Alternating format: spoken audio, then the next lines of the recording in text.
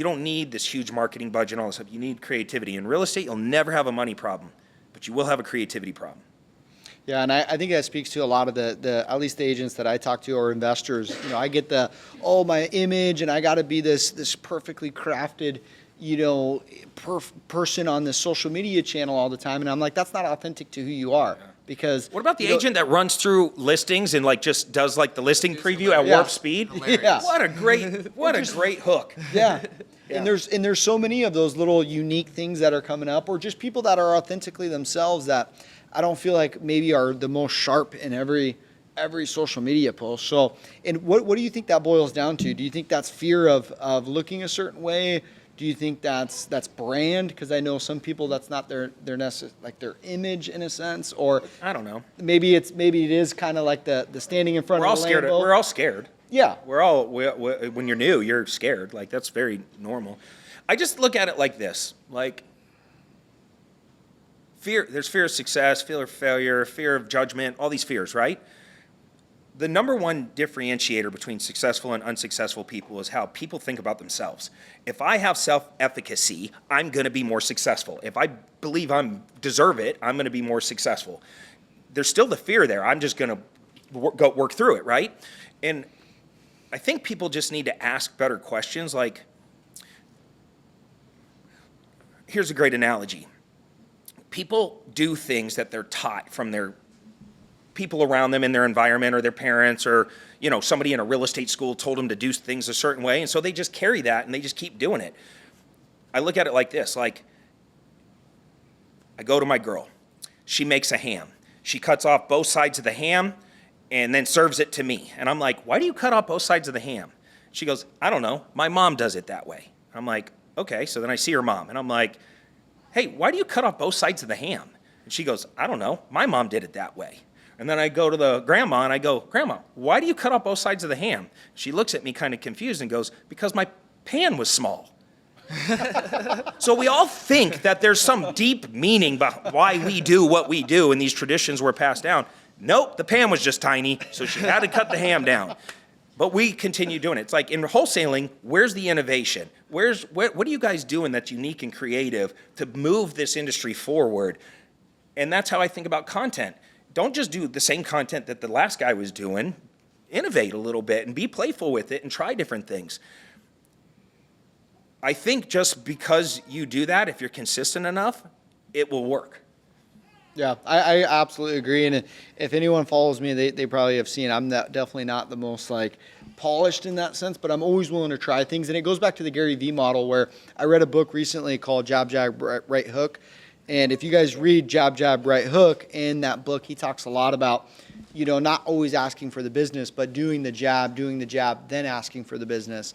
And I think it relates a lot to social media, because not every post has to be, or every piece of content has to be a listing or a house you flipped, or it could be something like you make in front of your kids, but that's a jab, right? That's just kind of building that audience where, the next post is maybe something about the private equity or driving traffic to a landing page or whatever that thing you're looking for. So moving on from social media, I think really, one thing that I've kind of had to reflect on and understand, being, the Young Money Mindset podcast and being really, everything about mindset, hustle, and really just trying to help people achieve their dreams out there, is if you're, regardless of age, but if you're out there and you're maybe switching career paths, right? Or you're just coming out of college, you're just coming out of a high school program, and, you have this societal pressure to be someone, how do you really focus in on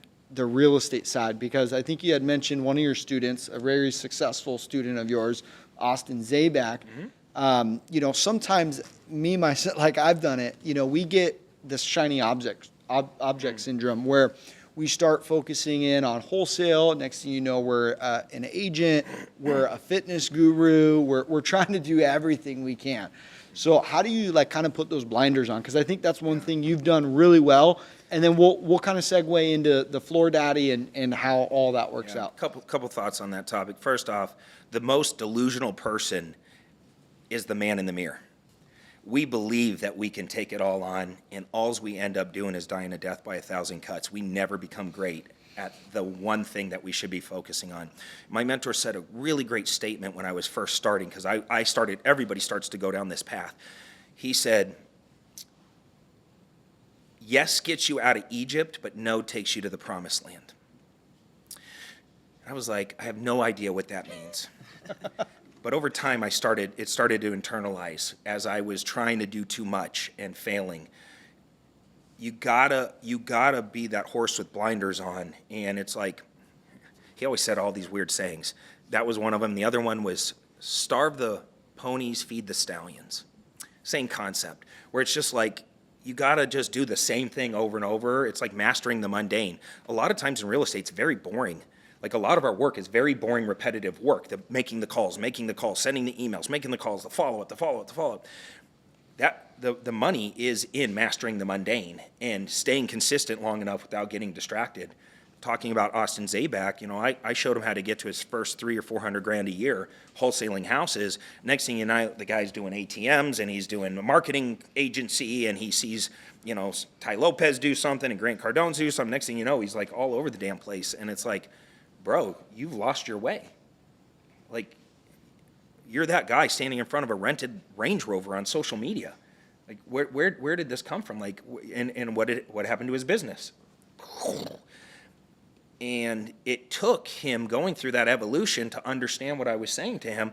But then finally, after some time and some failure, he internalized it and then got back on track. And now he's like one of the most successful agents and teams in the Valley, and he's scaling like crazy. And I couldn't be more proud of him, just because he's really doing what he's not pretending on social media to be something he's not. He's really doing the business at a very high level, and he's staying consistent with it.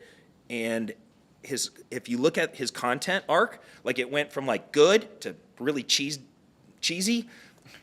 I'm glad I didn't say that. Cheesy. And then phenomenal again. And it's resonating, and he's building a great tribe. And so if anybody can take that advice and actually get out of their own way, is you say yes in the beginning, and that's fine, but you got to quickly master the art of saying no.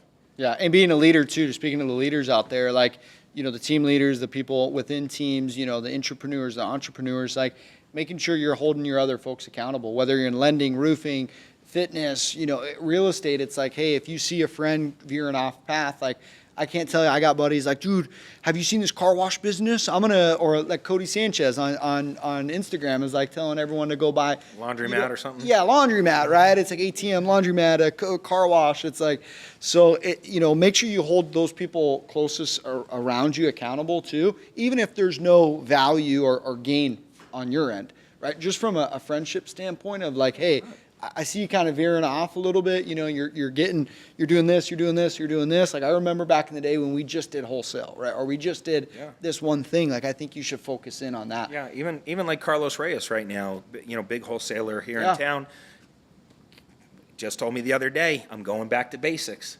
And guess what? We're making a shit ton of money again. I said, funny how that works. Yeah. Right? Because that's true for all of us.